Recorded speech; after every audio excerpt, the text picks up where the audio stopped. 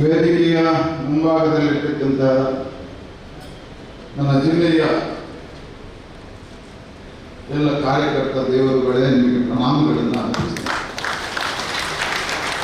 ನನ್ನ ಎತ್ತರದಲ್ಲಿ ಸಹಕಾರಿಗಳಾಗಿರ್ತಕ್ಕಂಥ ಮಾಧ್ಯಮ ಮಿತ್ರರಿಗೂ ನಾನು ಸ್ವಾಗತವನ್ನು ಅಭಿನಂದನೆಗಳನ್ನು ಅರ್ಪಿಸ್ತೇನೆ. ರಾಮಾಯಣದಲ್ಲಿ ರಾಮ ಒಂದು ಒಳ್ಳೆಯ ಉಲ್ಲೇಖವನ್ನು ಮಾಡ್ತಾರೆ. ಜನನಿ ಜನ್ಮಭೂಮಿಷ್ಠ ಸ್ವರ್ಗದಲ್ಲಿ ತಾಯಿ ಮತ್ತು ಹೆತ್ತನಾಡಿದೆಯಲ್ಲ, ಅದು ಸ್ವರ್ಗಕ್ಕಿಂತ ಮಿಗಿಲು. ನಾನು ಮೊನ್ನೆಯಿಂದ ರಾಜ್ಯಾಧ್ಯಕ್ಷ ಆದಮೇಲೆ 10 ಅಭಿನಂದನೆಗಳನ್ನು ಸ್ವೀಕಾರ ಮಾಡಿದ್ದೇನೆ. ಆದರೆ ನನ್ನ ಜೀವನದಲ್ಲಿ ಎಷ್ಟೇ ಎತ್ತರಕ್ಕೆ ಹೋದರೂ ಇದಕ್ಕಿಂತ ಶ್ರೇಷ್ಠವಾಗಿರ್ತಕ್ಕಂಥ ಅಭಿನಂದನೆ ನನಗೆ ನಿಮ್ಮ ಪ್ರೀತಿಗೆ ನಾನು ಧ್ವನಿಯಾಗಿದ್ದೇನೆ, ನಿಮ್ಮ ಪ್ರೀತಿಗೆ. ಹಾಗಾಗಿ ನಾನು ಎತ್ತರಕ್ಕೆ ಬಹಳ ಸುಂದರವಾಗಿ ರಾಮಚಂದ್ರ ಅವರ ಮಠ ಸ್ವಾಮಿಗಳ ಪ್ರವಚನ. ಎತ್ತರಕ್ಕೆ ಏರಿದವ ಎತ್ತರಕ್ಕೆ ಹೋದಾಗ ಹತ್ತಿರ ಇರಬೇಕು. ನಾನು ಎಷ್ಟೇ ಎತ್ತರಕ್ಕೆ ಹೋದರೂ ದಕ್ಷಿಣ ಕನ್ನಡ ಜಿಲ್ಲೆಯ ಜನತೆಗೆ ನಾನು ರಾಜ್ಯಾಧ್ಯಕ್ಷ ಅಲ್ಲ, ಸಾಮಾನ್ಯ ಕಾರ್ಯಕರ್ತ. ನಿಮ್ಮ ಕಾರ್ಯಕರ್ತ ಯಾವುದೇ ನಿಮ್ಮನ್ನ ಹೇಗೆ ಕೈ ಹಾಕಿ ನನ್ನನ್ನು ನಿಮ್ಮ ಸ್ವಯಂ ಸೇವಕ, ನನ್ನ ಸ್ವಯಂ ಸೇವಕ.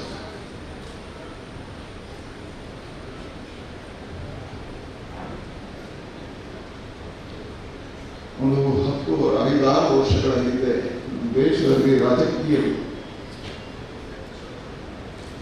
ಧ್ರುವೀಕರಣ ಆಗುವುದಕ್ಕಿಂತ ಮುಂಚೆ ವಿಷಯ ಕರ್ನಾಟಕ ಪತ್ರಿಕೆಯನ್ನು ಬಹಳ ಸುಂದರವಾಗಿರ್ತಕ್ಕಂಥ ಲೇಖನ ಬಂದಿತ್ತು. ನನ್ನ ಅನಿಸಿಕೆ ವಿಶೇಷಪಟ್ಟುಕೊಂಡಿದೆ. ಆ ಲೇಖನ ಹೇಗಿತ್ತು ಹೇಳಿದರೆ, 2 ಭಾವಚಿತ್ರಗಳನ್ನು ಹಾಕಿದ್ರು. ಆ 2 ಭಾವಚಿತ್ರ ಏನಿತ್ತು ಕೇಳಿದರೆ, ಅಟಲ್ ಬಿಹಾರಿ ವಾಜಪೇಯಿ ಅವರು ಮಧ್ಯ ಕೂತಿದ್ದರು. ಅವರು ಪಕ್ಕದಲ್ಲಿ ಭೈರವ್ ಸಿಂಗ್ ಶೇಖಾವತ್ ಕೂತಿದ್ರು. ಅವರ ಆಚೆ ಮುರಳಿ ಮನೋಹರ್ ಜೋಶಿ ಮತ್ತು ಈಚೆ ಅಡ್ವಾಣಿ ಅವರು ಕೂತಿದ್ರು. 2 ಭಾವಚಿತ್ರ ಒಂದೇ. ವ್ಯತ್ಯಾಸ ಏನು ಹೇಳಿದ್ರೆ, ಆ 2 ಭಾವಚಿತ್ರದ ಅಂತರ 50 ವರ್ಷಗಳ ಅಂತರ. 50 ವರ್ಷದ ಹಿಂದೆ ಹಾಗೆ ಕೂತಿದ್ರು, ಒಂದೇ ಕೇಳಿದ್ರು, ಒಟ್ಟಾಗಿದ್ರು. 50 ವರ್ಷದ ನಂತರ ಒಟ್ಟಾಗಿ ಒಂದೇ ಭಾವಚಿತ್ರ. ವ್ಯತ್ಯಾಸಗಳೇನು ಕೇಳಿದ್ರೆ, 50 ವರ್ಷಗಳ ಹಿಂದೆ ಸಂಘಟನೆಯ ಪ್ರಾರಂಭದ ಕಾಲದ ಭಾವಚಿತ್ರ, 50 ವರ್ಷದ ನಂತರದ ಭಾವಚಿತ್ರ. ಒಬ್ಬ ರಾಷ್ಟ್ರದ ಪ್ರಧಾನಮಂತ್ರಿ ಹುದ್ದೆಗೆ ಏರಿದವ, ಇನ್ನೊಬ್ಬ ರಾಷ್ಟ್ರದ ಉಪರಾಷ್ಟ್ರಪತಿ ಹುದ್ದೆಗೆ ಏರಿದವ, ಇನ್ನೊಬ್ಬ ಪ್ರಧಾನಮಂತ್ರಿ ಆದವ, ಇನ್ನೊಬ್ಬ ಶ್ರೇಷ್ಠವಾಗಿರ್ತಕ್ಕಂಥ ಕೇಂದ್ರದ ಮಂತ್ರಿ ಆದವ. ಆ ನಂತರ ಕೇಳಿದ ವಿಶೇಷವಾಗಿ ಅಡ್ವಾಣಿ ಪ್ರಶ್ನೆ ಮಾಡ್ತಾರೆ, ಇವತ್ತಿನ ಕಾಲಘಟ್ಟದಲ್ಲಿ ಒಂದು ಕ್ವಶ್ಚನ್ ಅನ್ನು ಹಾಕಿದರಲ್ಲಿ, ಇವತ್ತಿನ ಕಾಲಘಟ್ಟದಲ್ಲಿ ನೋಡಿ, ದೇವೇಗೌಡರ ಜೊತೆಯಲ್ಲಿ 50 ವರ್ಷದಲ್ಲಿದ್ದವರು ಎಲ್ಲಿದ್ದಾರೆ, ಸೋನಿಯಾ ಗಾಂಧಿ ಜೊತೆಯಲ್ಲಿ ಇದ್ದವರು ಎಲ್ಲಿದ್ದಾರೆ, ಆದರೆ ಈ 2 ಭಾವಚಿತ್ರಗಳು ಏನನ್ನು ಸಂಕೇತ ಮಾಡುತ್ತದೆ ಅಂತ ಹೇಳಿ ನಾನು ಅಡ್ವಾಣಿಯವರಲ್ಲಿ ಒಂದು ಪ್ರಶ್ನೆ ಕೇಳಿದೆ. ಆ ಪ್ರಶ್ನೆ ಏನಿತ್ತು ಕೇಳಿದ್ರೆ, ಅಡ್ವಾಣಿಯವರೇ, ಈ ರಾಜಕಾರಣದ ಕಾಲಘಟ್ಟದಲ್ಲಿ ಭಾವಚಿತ್ರಗಳು ಒಂದಾಗಿ ಒಂದೇ ಮನಸ್ಸಿನಿಂದ ಇಷ್ಟೆತ್ತರಕ್ಕೆ ಇರುವುದಕ್ಕೆ ಒಂದಾಗಿರುವುದಕ್ಕೆ ಕಾರಣ ಏನು ಅಂತ ಕೇಳಿದೆ. ಆಗ ಅಡ್ವಾಣಿಯವರು ಒಂದು ಮಾತು ಹೇಳಿದರು. ನನ್ನನ್ನು ಮತ್ತು ವಾಜಪೇಯಿಯವರನ್ನು, ಸಂಘದ ಪ್ರಚಾರಕರಾಗಿದ್ದವರನ್ನು ಗುರೂಜಿಯವರು ಗೋಡ್ಬಲ್ಕರ್ ಅವರು ಸಂಘದ ಕಾರ್ಯಾಲಯಕ್ಕೆ ಹೇಳ್ತಾರೆ, ನೀವು ಇವತ್ತಿನಿಂದ ರಾಜಕೀಯ ಕ್ಷೇತ್ರಕ್ಕೆ ಹೋಗಬೇಕು, ಅಲ್ಲಿ ನೀಂದ್ರ ಉಪಾಧ್ಯಾಯರಿದ್ದಾರೆ, ಜನಸಂಘದ ಕಾರ್ಯಕ್ರಮ ಮಾಡಬೇಕು ಅಂತ ನಮ್ಮನ್ನು ಕಳಿಸ್ಕೊಡ್ತೀನಿ.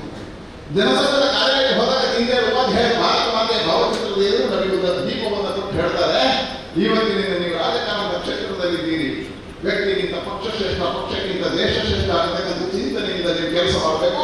ಹಾಗಾಗಿ ನಿಮ್ಮ ಎಲ್ಲವೂ ಕನ್ನಡವನ್ನು ಭಾರತ ಮಾತೆ ಇರಬೇಕು, ಭಾರತ ಮಾತೆ ಇರಬೇಕು, ಭಾರತ ಮಾತೆ ಇರಬೇಕು, ಭಾರತ ಮಾತೆಗಾಗಿ ನಿಮ್ಮ ಜೀವನದ ಆರಂಭ ಆಗಲಿ ಅನ್ನುವಂಥ ಮಾತನ್ನು ಹೇಳಿದ್ರು. ಆವತ್ತಿನಿಂದ ಇವತ್ತಿನವರೆಗೆ ಪಕ್ಷದ ವಿಚಾರ ಸಿದ್ಧಾಂತವನ್ನು ಕಳ್ಕೊಂಡು ಬಂದಿದ್ದೇವೆ, ಅದಕ್ಕೋಸ್ಕರ ಒಂದಾಗಿದ್ದೇವೆ. ಹಾಗಾಗಿ ನಮ್ಮ ವ್ಯಕ್ತಿಗತವಾಗಿರ್ತಕ್ಕಂಥ ವಿಚಾರಗಳು ಬಂದಾಗ ಬರ್ತೀವಿ, ಸ್ವಾರ್ಥ ಬಂದಾಗ ಬದುಕಿಟ್ಟೆವು, ಅಧಿಕಾರ ಚಿಂತನೆಗಳು ಬಂದಾಗ ಬದುಕಿಟ್ಟೆವು. ಅಟಲ್ ಬಿಹಾರಿ ವಾಜಪೇಯಿ ಪ್ರಧಾನಮಂತ್ರಿ ಆಗಬೇಕು ಅಂತ ಕೈಯಲ್ಲಿ ನಾವೆಲ್ಲ ಒಂದಾಗಿ ಪ್ರಧಾನಮಂತ್ರಿ ಶಿಕಾರವನ್ನು ವಾಜಪೇಯಿಯವರಿಗೆ ಕೊಟ್ಟೆವು.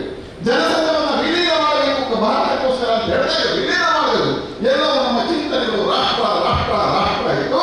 ಅದಕ್ಕೋಸ್ಕರ ನಾವು ಒಂದಾಗಿ ಇವತ್ತಿನವರೆಗೆ ಇದ್ದೇವೆ ಅಂತ ಹೇಳಿದರೆ, ಅದೇ ವಿಚಾರ ಸಿದ್ಧಾಂತದಿಂದ ನಂಬಿಕೊಂಡು ನಾವು ಇದ್ದೇವೆ ಅನ್ನುವಂಥ ವಿಶ್ವಾಸದಿಂದ ಅಂತ ಶ್ರೇಷ್ಠವಾಗಿರ್ತಕ್ಕಂಥ ಪಾರ್ಟಿಗೆ ಬಂದಿದ್ದೇವೆ, ಅಂತ ಶ್ರೇಷ್ಠವಾಗಿರ್ತಕ್ಕಂಥ ಪಾರ್ಟಿ. ಹಾಗಾಗಿ ನಮ್ಮ ವಿಚಾರಧಾರೆ ಬಹಳ ಸ್ಪಷ್ಟ ಇದೆ. ಆ ವಿಚಾರಧಾರೆ ಹಿಡಿದು ರಾಷ್ಟ್ರ ಮಾತೆಯ ಆರಾಧನೆಯ ಕಾರ್ಯದಲ್ಲಿ ಇದು ತಪಸ್ಸು ಅಂತ ನಾವು ಸ್ವೀಕಾರ ಮಾಡಬೇಕಿಲ್ಲ. ನಾನಿವತ್ತು ರಮೇಶ್ ನಮ್ಮನ್ನೇ ಹೇಳಿದ್ದೆ, ನನ್ನ ಜೀವನ ಬಹಳ ಕಠಿಣ. ನಾನು ಬಹಳ ಕುಗ್ರಾಮದಿಂದ ಬಂದ. ಉದಯವಾಣಿ ನಮ್ಮನ್ನು ಗುರುತಿಸಿತು, ನಮ್ಮ ಗ್ರಾಮವನ್ನು ಕುಗ್ರಾಮ ಅಲ್ವಾ ರಮೇಶನ್? ಗ್ರಾಮ ಗುರುತಿಸಿತು, ಬಹಳ ಕುಗ್ರಾಮ. ಅದರಲ್ಲೂ ನಮ್ಮದು ದ್ವೀಪ, ಸುತ್ತ ನದಿ, ಮಧ್ಯ ನಮ್ಮೊಂದು ಆ ಗ್ರಾಮದಲ್ಲೊಂದು ಸಣ್ಣದಾಗಿರ್ತಕ್ಕಂಥ ವಾರ. ನನ್ನನ್ನು ಸಂಘದ ಶಾಖೆಗೆ ಕರ್ಕೊಂಡು ರಮೇಶನ್ನ.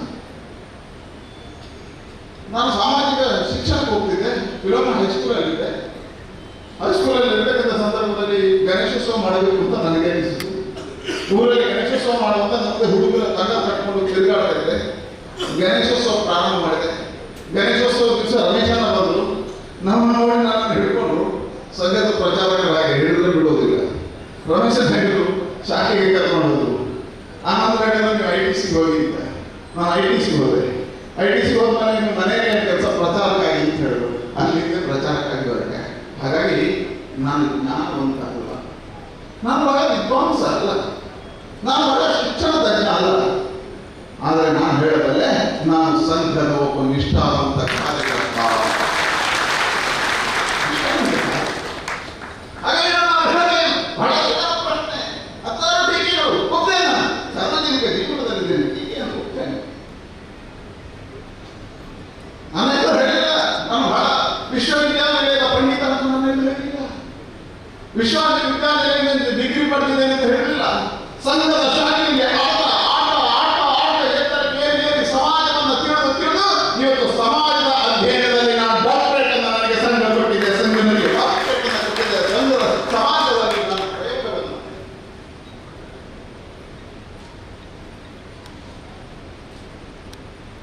ಸಂಘದ ಕಾರ್ಯ ಹಾಡಿದೆ ಬಹಳ ಸುಂದರ. ನಡೆಯಲಾರದೆ ದೇವಲೋಕಿದ್ದೇನು ನಡಿಗೆ ಕಲಿಸಿದ ಸಂಘವರು, ಮಾತು ಬಾರದ ತೊದಲುತ್ತಿದ್ದೇನು ಮಾತ ಕಲಿಸಿದ ಸಂಘ. ಇವತ್ತು ನಾವು ನಡೆಯುವುದಕ್ಕೆ, ಸಮಾಜದಲ್ಲಿ ಎತ್ತರಕ್ಕೆ ಏರುವುದಕ್ಕೆ, ಸಮಾಜ ಮಧ್ಯೆ ಮಾತಾಡುವುದಕ್ಕೆ, ಲೋಕಸಭೆಯಲ್ಲಿ ದಕ್ಷಿಣ ಕನ್ನಡ ಜಿಲ್ಲೆಯನ್ನು ಪ್ರತಿನಿಧಿಸುವುದಕ್ಕೆ ಕಾರಣ ಸಂಘದ ಶಾಖೆ, ಸಂಘದ ಶಾಖೆ, ಸಂಘದ ಶಾಖೆ ನಡೆಯುತ್ತೆ.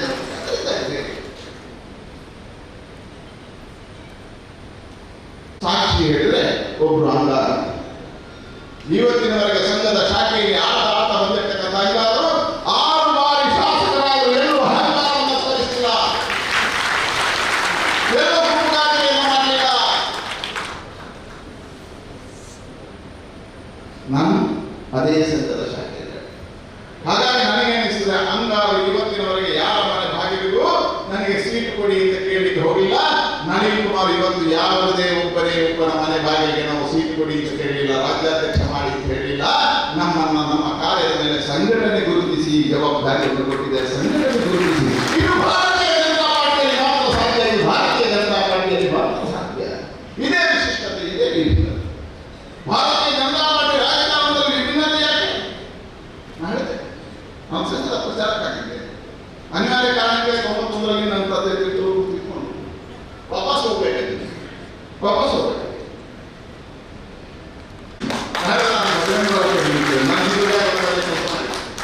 ಜವಾಬ್ದಾರಿ ಕಡೆ ಹಾಗೆ ಸಂಘಟನೆ ಹಿರಿಯರು ನೀನು ಹೇಳಿದ್ದು ಕೊಡ್ಲಿಕ್ಕೆ ಆಗುದಿಲ್ಲ, ಇದು ಸಂಘಟನೆ, ನಾವು ಹೇಳಿದ್ದು ನೀನು ಮಾಡಬೇಕು, ಹೋಗು ಬಿಜೆಪಿಗೆ ಹೋಗು ಅಂತ ಹೇಳಿ.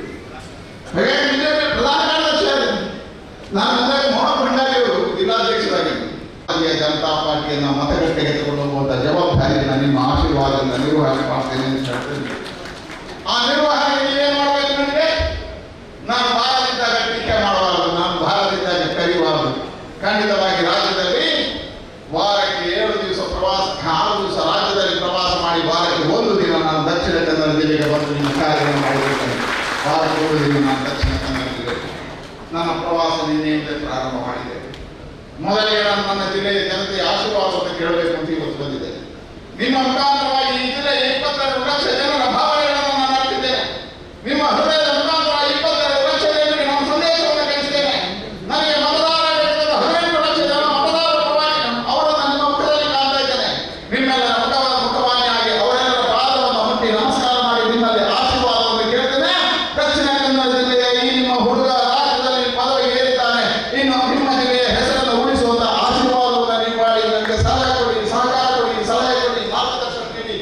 ಪ್ರೀತಿಗೆ ಚ್ಯುತಿಬಾರದು ರಾಜಕಾರಣ ಮಾಡ್ತಾನೆ. ಈ ಜಿಲ್ಲೆಯ ಕೀರ್ತಿಯನ್ನು ಉಳಿಸುವುದಕ್ಕೆ ಆಶೀರ್ವಾದ